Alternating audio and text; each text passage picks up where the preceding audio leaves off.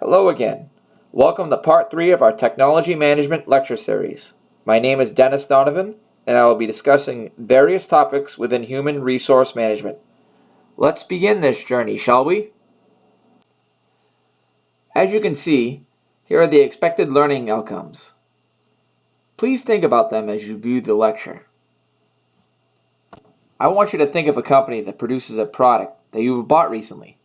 Now imagine if the employees of that company were not compensated to industry standards.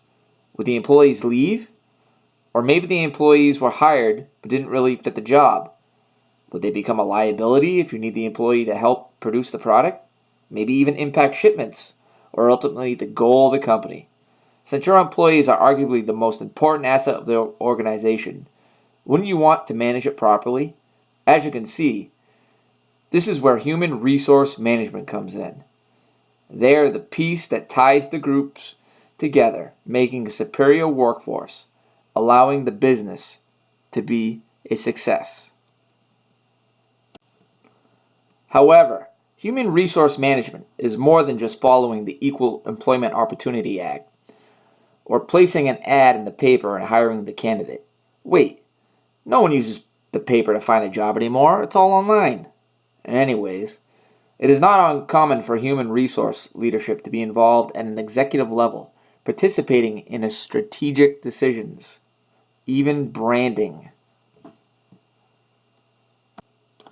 Who would have thought there was such a thing as employer branding? The idea of attracting candidates, the right candidates that is crucial to the organization's success. It's a page right out of the marketing handbook. Researching your target candidates, reviewing your competitors' employment brands, and successfully executing and positioning the brand. Remember, everyone values products differently.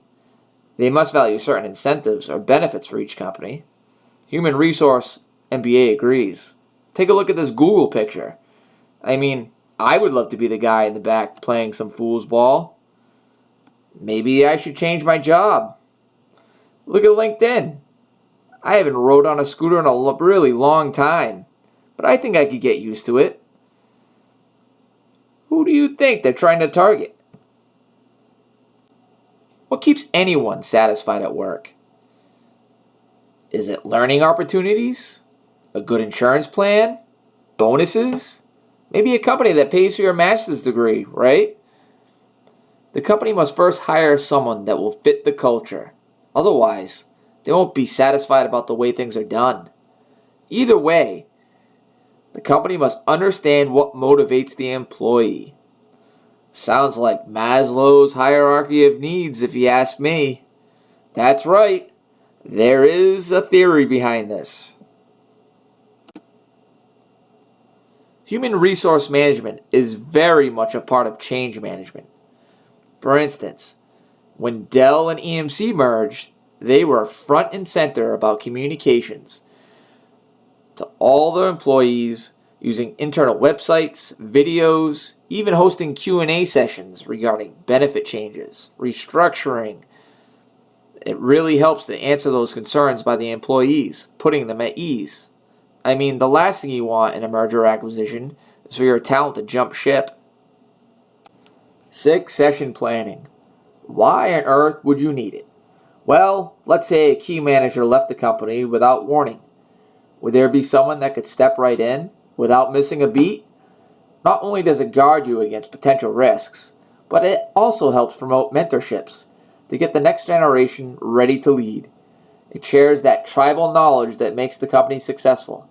Maybe the employee would stick around thinking that they're next in line for that big promotion. Even in a small company, it can work. Sure, maybe you don't have someone to fill in the shoes of the next person because maybe you only have 10 people, but at least you can cross-train in case someone is out, so it does not cripple the operations. That was just some of the items that the human resource team is responsible for. There are many other challenges, like diversity, generation gaps, globalization, even working from home. How do you know the person is productive or out walking the dog? The list goes on and on. Can you think of any? Let's take a look at this short video to explain ageism.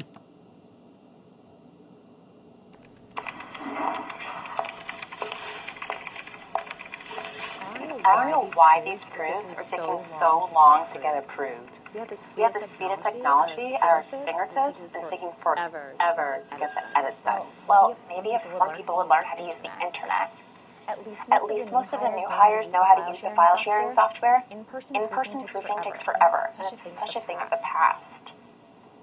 I know. Can you send to her as attachments? I do. It's like even that's too much for her to handle. As long as we're not taking the blame, whatever. Come on, the meeting's about to start.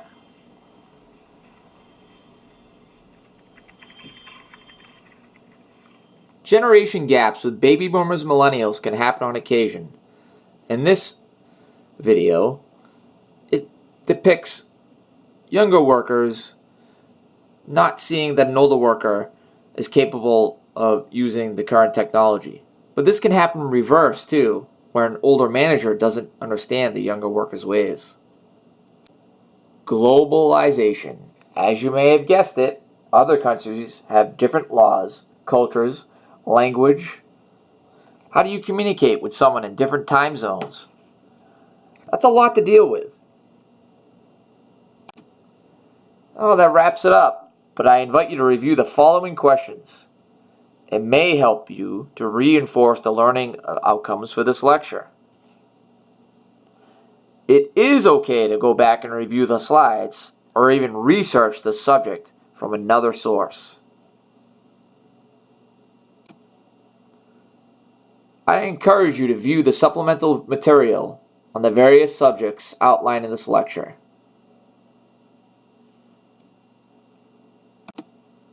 Thank you. See you next week when we take a look at operations and processes.